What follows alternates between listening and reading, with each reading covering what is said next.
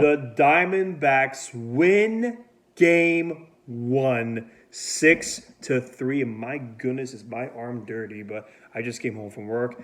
I had to shower afterwards, but I needed to make this recap first. Wow. I don't think I'm a prisoner in the moment. I think this might be in my top 5 favorite sports memories, at least in terms of wins. I think Grizzlies winning their first playoff series in 2011 on my birthday is up there. I think the Canucks making the Stanley Cup the same year is up there. I think the Grizzlies winning the play-in game versus the Warriors is up there. I think even Dallas Mavericks when they won the championship, because I wanted to root for them so bad over Miami, that's up there. Arizona, really, in terms of the past decade, you have the Wildcard Game in 2017 when Archie Bradley hit the triple and the Tyler Gilbert no-hitter. I think this is better than the 2017 Wildcard Game because that one got scary. And this game was scary too, but you were an underdog. Well, I was watching Talking Baseball, but they were 2-3 picked Diamondbacks to win this series. I'm thinking, how? Arizona, at least this last week, has been ice cold. And Milwaukee has had like the best September of all the teams. So I'm like, okay. And I was so confused. It's like first 2 innings, I'm like, this is going how I thought it would. I'll just say this. You have Brandon Pfaadt going up against Corbin Burns. The odds aren't looking good in your favor. You go down 1-2-3 to start, but it wasn't a bad 1-2-3. You're working pitches. He threw 18 the first inning. If you're working pitches, especially in the playoffs, huge.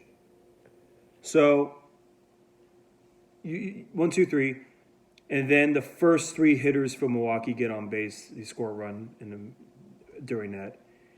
And there's no outs. I'm thinking, oh man, just don't get embarrassed. He's in a tough spot. I'm not mad at all. He was put in a tough spot. Probably had no idea the whole season that first off he was even going to get called up. Second, he was going to be pitching game 1 of a playoff series. So he's put in a tough spot. But he got out of it. He pitched. He got 2 strikeouts and then a ground out afterwards. And when you really think about it, I was texting my mom, and I said, "This game is about to be over. It's about to be if like the next 2 guys get on base." And well, he went 1-2-3. So second inning happens, and Walker gets a hit, and again after that it's 3 straight outs. But it's a very convincing, first 2 innings. Even though you've only gotten 1 hit, they're working Corbin Burns. He's throwing pitches. And I'm feeling a little hopeful. You're only down 1-0, and before you know it, you're down 3-0. Josh Donaldson, of all people, got a single. It's like, dude, he's either hitting a home run or he's striking out. He's got like a 120 average. I don't know how good he's been doing since joining Milwaukee. I just keep thinking of how bad he was with the Yankees. He gets on base, and then Tyrone Taylor hits a 2-run homer, and you're down 3-0. And you're feeling down. It's like, come on, you can't let this get away. And he got 4 strikeouts, and he had 2 guys on. I'm thinking maybe you give him 1 more batter. They took him out, and they put in Joe Mantiply, my good old pal Joe Mantiply, who ever since the Colorado game he's been pretty dang good. He walks the first guy, bases loaded, gets the ground out to shortstop. So you're down 3-0. But I've liked what I've seen from our end. It's been convincing. They look professional. Perdomo draws a walk. Corbin Carroll, 2-run jack job. He pimped that. He went to right field, looked at the bullpen, like, okay, there we go. The bench, and he threw the bat. And you're down 3-2. And I was texting my mom. And I was like, look, here we go. If people who don't watch Corbin Carroll, don't let the size fool you. He has power. And he's got little skinny arms. It's not like Altuve, while he's short, he's really stocky. Corbin's skinny. And he has so much power. And then I think I saw the score change. I went, no way. I look up, Marte hits a homer. So it is tied.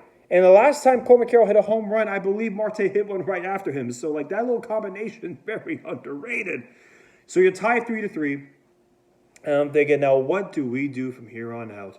It's a bullpen. The bullpen's been a problem all year, but as of late, they've been clicking. They go to Castro, and that was really nerve-wracking for me. Not for the reasons you think. He hasn't been great that lately, but it's just because I've never seen him pitch before the 6th inning all year, unless I missed a blowout or so. So he comes in, gets 1, 2, 3. I think no, he walked the guy, but I don't know, I forgot. But he got no runs, no runs. Okay, don't want to reset this recap. There's just so much to really ponder. And then Gabby Dabby Doo hits a solo bomb. 4-3 Arizona. I'm like, oh my goodness. We could do this. This is possible. And then, Torrey just played his hand. He went to the bullpen. He kept going to, I forgot who he went to after Castro. Was that Ryan Nelson? That was the only mistake. And it wasn't a mistake on his fault. I saw people making their predictions, what's going to happen. It's like, well, Ryan Nelson's probably going to go at least a couple innings. He loaded the bases with no outs. And you're like, oh my God, it can't end like this. But then he got a strikeout, and they put in Ryan Thompson, who I have loved. He gets the first out, and then, bases loaded again. And an unbelievable play by Longoria. I have not once said, what's the point of having Longoria on this roster and whatnot. Maybe I did, actually, in one of my fits of rage. But I knew his veteran presence was going to be important. He makes an unbelievable catch. Throws the second, he's out. And before that, not talking about Longo, but with Nelson, he hit a guy, and that was going to bring in the tying run, but then they reviewed it, and it was overturned. So there was 2 calls that were overturned in this game. Thank goodness we have that now instead of 10 years ago. So the whole game, it's 4-3, and both teams are missing opportunities. D-backs missed 2. It's frustrating, but Milwaukee is too. If both teams are missing opportunities, you can't be 2 down. I'm not down. I'm proud of the way they're playing. But then you're going to the 9th inning. It's 4-3. Bullpen's doing a phenomenal job. Ginkel comes in the 7th and 8th, strikes out 4. He is pumped. Love Gink. His last 2 games were not that convincing. I'm glad he's back. I love getting ginked on. Or I love when he ginks on the other teams, whatever. So there's 2 guys on, and it's here we go, another opportunity. The first 2 guys get aboard, and then we get 2 outs.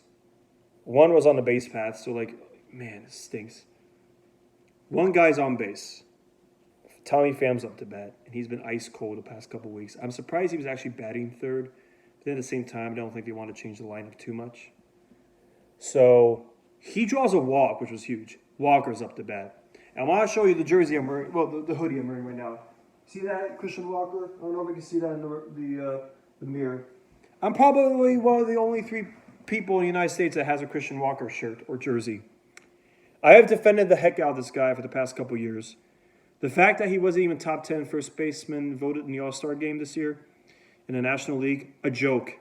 He's so underrated. But if I have to have one knack of his game, he doesn't hit the most clutch shots in the world. He just doesn't. And the fact that he did with a 2-run double that was almost out of here, could have been a 3-run homer, it made me so happy. And it literally blew the game open. It was only 3 runs, but you felt so much comfortable going to the bottom of the 9th. Sewald proceeds to strike out the first batter.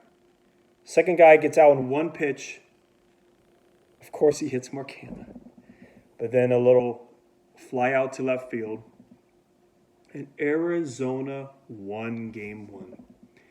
And I'm just so proud. All the BS they put us through this year, I put myself through, really. And they go out and win. I'm just so happy for them, dude. I don't know how the rest of this series is going to go. But I won't forget this game. I won't. And now the ball is in your court. You got Zach Gallen. And I know it's a road game, and he pitches so much better at home. But Milwaukee, their home stadium is very similar to Arizona. Could be an outdoor thing with him.